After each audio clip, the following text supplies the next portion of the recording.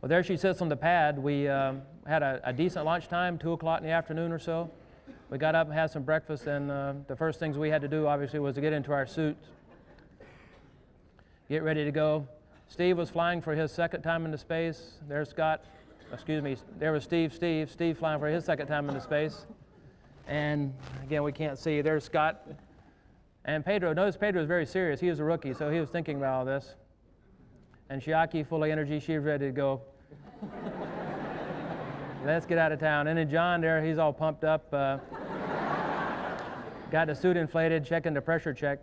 Once that's all complete, we leave the crew quarters there and walk out to the Astro van to make our way out to the pad.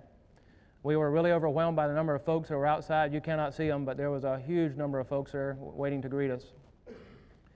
Now to get into the vehicle, first thing we do is show up at the white room, which y'all have seen, and get on about 80 pounds more equipment, our little comm cap and our harness, and then to get in the orbiter. As you see, the orbiter is in the vertical, so you have to kind of do a chin-up to get yourself up into the seat and comfortable. And then we sit there for a couple hours finishing the countdown to liftoff. There's Steve. He's got his equipment now. He's in his seat on the right side. Again, you can see the vertical part of it. Chiaki's already in her seat on the mid-deck. She's nice and comfortable. Steve Robinson's getting into his seat as ILMS number 3, or ILMS 3 seat. John's in the white room getting his harness and stuff ready to go. And finally, Pedro getting his equipment.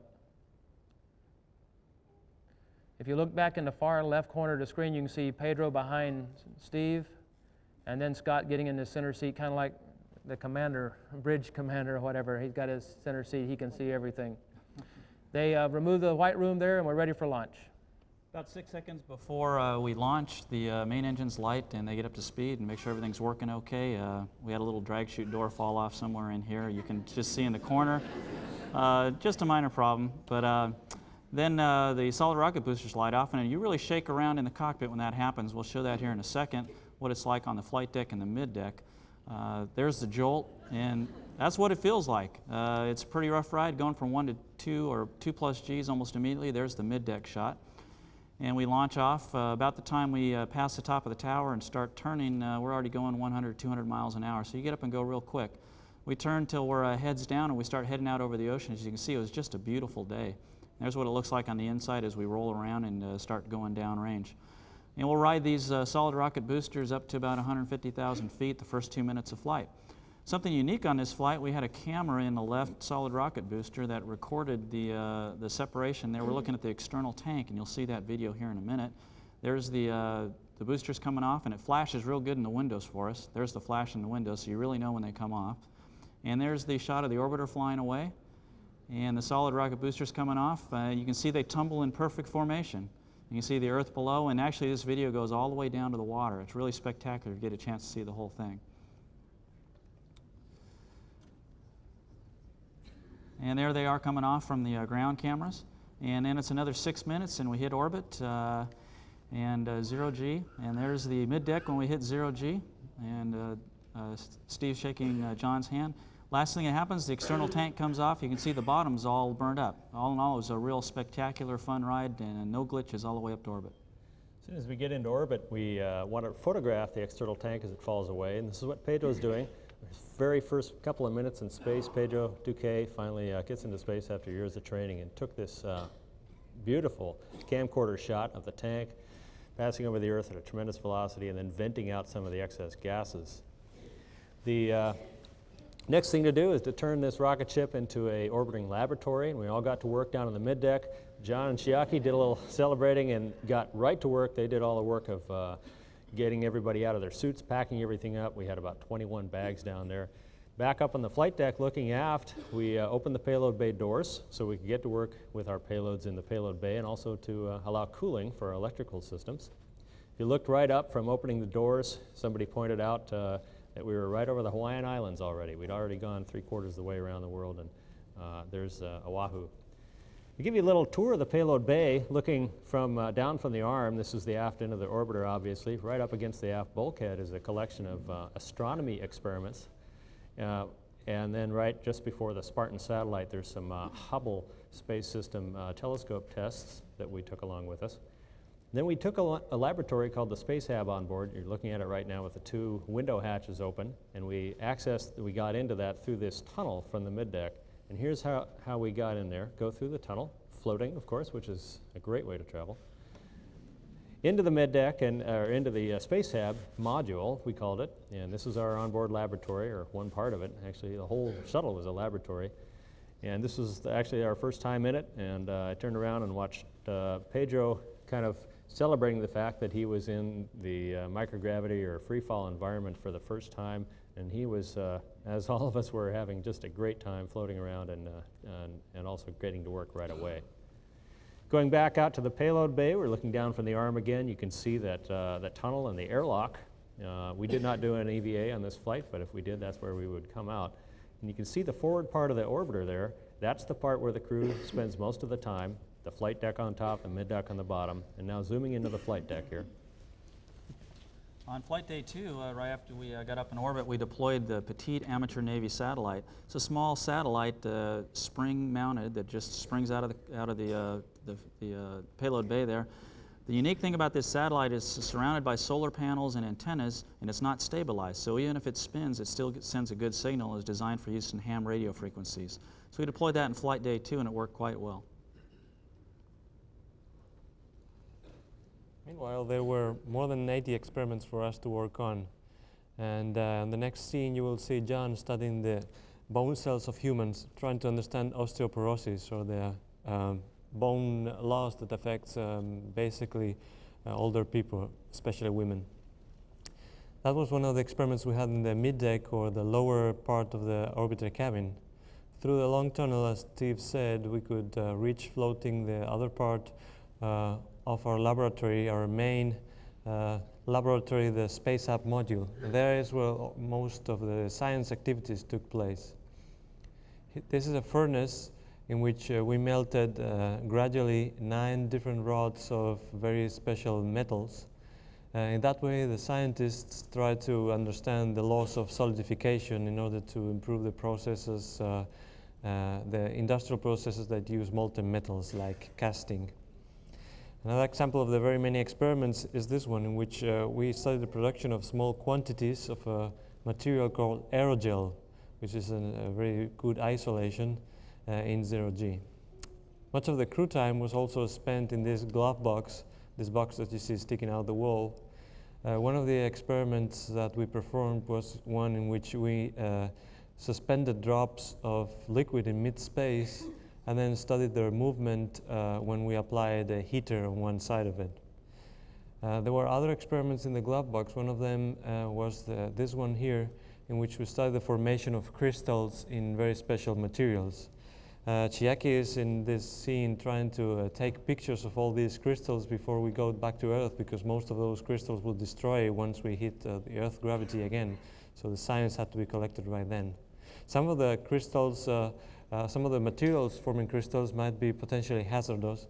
So that's why Scott is here making operations inside the glove box using the gloves so as to keep them sealed. And this is an example of how busy the Space Hab was, a very small environment with many people doing experiments at the same time. And this is one of the examples of the facilities. We had 7 of them to create protein crystals. Stevie Ray and I shared the honors of flying the robotic arm on the flight. Steve was primed for the deployment and retrieval of the Spartan solar observing satellite, and we both flew the arm to evaluate various vision systems in preparation for the International Space Station assembly and beyond.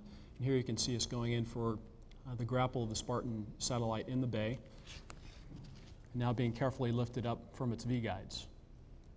The arm flies incredibly well, very precise. Some of the tasks on the flight required us to fly to a tolerance of less than 1/10 of an inch, and was able to do that without much difficulty at all. Prior to the deploy itself, Spartan was maneuvered to evaluate the video guidance system, which may ultimately be used to support automated rendezvous and docking on future spacecraft. And here you can see Spartan's grapple fixture pointed towards the sun in anticipation of our deployment. And you can also see the gold mylar-covered telescope of the Spartan spacecraft.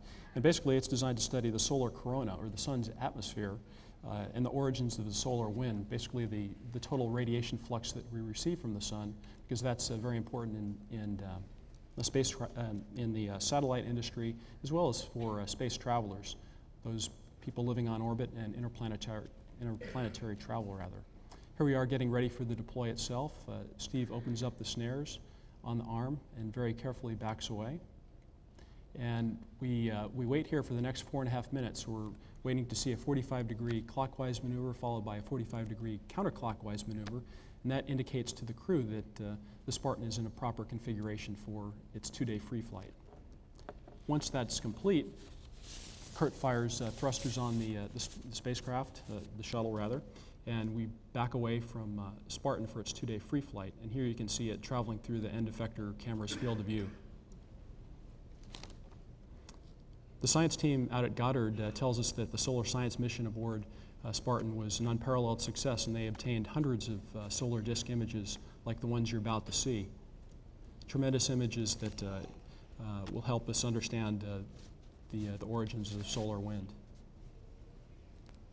One of our other primary objectives on this flight was to gain a better understanding of some of the corollaries between spaceflight and the normal aging process. And here you can see John, often confused for the Bionic Man, getting ready for sleep.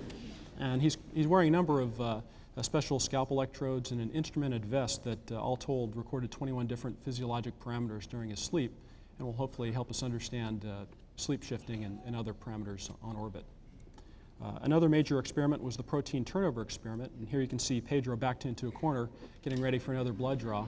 And this novel experiment will hopefully help us understand the hows and whys of muscle protein buildup and breakdown. And John processed a number of the samples for us. Gravitational biology was the other field of interest. Steve is now checking the signals from the fish vestibular nerve and fish behavior. And we had 2 fish on board. I'm giving fish an acceleration stimulus to see the response of the gravity sensing organ and its adaptation process. And also I'm watering the cucumber seeds. We had a lot of plant experiments to see how gravity affects to the plant development and growth. Steve is handling a plant fixation kit. This kit contains liquid fixatives in it, so it has quite a lot of capability. And I'm in the middle deck. I'm opening a portable freezer for plant samples. We also had a lot of experiments on biotechnology, such as cell culture, gene transfer, protein crystals growth, and micro encapsulation, and so on. As you know, to keep the orbiter running, you have to do a lot of operations every day. Here, Scott's changing out a lithium hydroxide canister. What this canister does is scrub the carbon dioxide out of our atmosphere each day, and we have to change those out. Every morning, we would get up the morning mail, and that would include a new flight plan with changed times on it. Here, Kurt and I are reviewing the plan, and he installs it. We had a record 20 personal computers on board for this mission to handle our science experiments, a lot of our payloads and things. We use them for a lot of things. Here, Pedro actually is writing a letter home. So we used it for email, just like you do here on Earth as well. Well, the Spartan spacecraft has been out in the free-flying configuration for a couple of days, and that was its design life. So it's now time to power the orbiter back up, get it in the configuration to rendezvous with the Spartan spacecraft. And as you see, it's a team effort. We check and recheck every switch. But one of the highlights is when we get Spartan in sight for the first time, and we do that by looking out at the overhead windows, and we also have a sight that we look through to help us with ranging and angles to make sure we're flying the proper trajectory. And another thing we look for is make sure the Spartan is in the correct, or the satellite is in the correct attitude for the rendezvous and grappling with the robotic arm. And again, as you can see, the hot dogs there, Spartan was in a very good attitude. Now we're looking at some monitors that we use and cameras that we use to actually maneuver the orbiter manually up to the spacecraft so it's in a good position for the grapple. And keep remembering that right now the spacecraft is stationary and the orbiter is moving ever so slightly, and it weighs, let's say, about 230,000, 240,000 pounds. So you're looking from the end effector of the camera, and so we're moving that camera, that end effector of the arm, by maneuvering the whole orbiter. It's a very slow, very precise maneuver, and as you see, as we get up close to the grapple fixture, or the point which I need to stop, we'll go ahead and fire the jets. The payload will stop in apparent motion right about there. That stops pretty much. And then I'll tweak it up a little bit, and I'll give it over to Steve. Once Kurt had put this 250,000-pound Discovery up next to the 3,000-pound Spartan, then it was Scott and I's job to reach out with the robot arm and make a good solid connection with the satellite after it had been out collecting data. Pretty important to get it back. Not only do we want it back for its scientific instruments, but all the data it collected is on board too. We also used the Spartan for another reason too, for testing construction techniques for a space station. You can see those spots on there. Those are targets for a video system which looks out and determines the location and attitude of the payload to a fairly tight degree of accuracy, and that in fact was used just the other night to help with the first construction stages of the space station. Putting it back in the payload bay was a very delicate operation, and now it's all locked back home and berthed, and we can bring the Spartan back home. Meanwhile, life in space goes on inside the orbiter also, and here you see Kurt just put something in the oven there to warm up at the galley, just putting it in now, and then we'll have some food that has to be rehydrated, puts it in for either hot or cold water. If I had my bets, it probably is a shrimp cocktail if I know Kurt. And there I was over in the corner eating, and you have to be very carefully handle the food, put it on Velcro or against some of the duct tape to keep it from floating off in front of you. Instead of old folks spilling things on their neckties, it came up on my glasses. And this is some of the hygiene going on daily. Everyone, close quarters we are, we expected everyone to keep clean and non-smelly. That was some of the exercise there. Took a towel bath after that was over, obviously. And this is Chiaki in one of her more somber moods, as you can see. Going at it there, Miss Energy herself, nuclear energy. Someone passed her something to drink. And this is Pedro, who I think has had about enough. He's looking at his watch. He's been on it for at least a minute and a half at that point, I think. And this was getting ready to go to bed in the sleep stations that we had for 3 sleep stations on board because of the sleep experiment. And this is when we're getting ready to go to bed one evening, or get into the sleep station or not that evening, and shut the door. We took them 2,500 pictures on board, and from the 350 statute miles high that they were spectacular. And we learned a lot as we were briefed on yesterday, and the view from up there, don't let anyone tell you that 28.5 degrees inclination is bad if you can be up at 350 statute miles, because we had tremendous views from up there and got a lot of wonderful pictures. There's a picture of a Terminator as you go from light to dark, and it's very definite. The light goes down over the side of the Earth from there. Well, after 9 fun-filled days, the flight director told us we had to come back. We didn't want to. Here we are, we're reconfiguring the vehicle back into an entry vehicle or an airplane. Meanwhile, on the middeck, their job is to get us all in our suits and get all the bags stowed again. Here they're instrumenting John up for one of the medical tests. It's going to monitor his heart rate and blood pressure and things like that as we enter. We start our entry again about 9,000 miles away or so of the Earth. There we are, or 9,000 miles away from our landing site. There we all are up on the flight deck. Entry was just spectacular. We flew right over Baja, California, and Texas, and the Gulf Coast of Florida, and then right into Florida. There you can see some plasma from the heating. There's the vehicle coming in, and we'll do some roll reversals here. But if you have never been across Baja, California at 40 miles in Mach 24, you just would not believe how fast you go by. It was spectacular. So there we are maneuvering. We get to Florida, and then we'll set up, and at about Mach 1, Kurt will take over manually and fly the orbiter to landing. Well, other than fixing Senator Glenn's food, as you saw, I did have one other job, and that was landing the orbiter.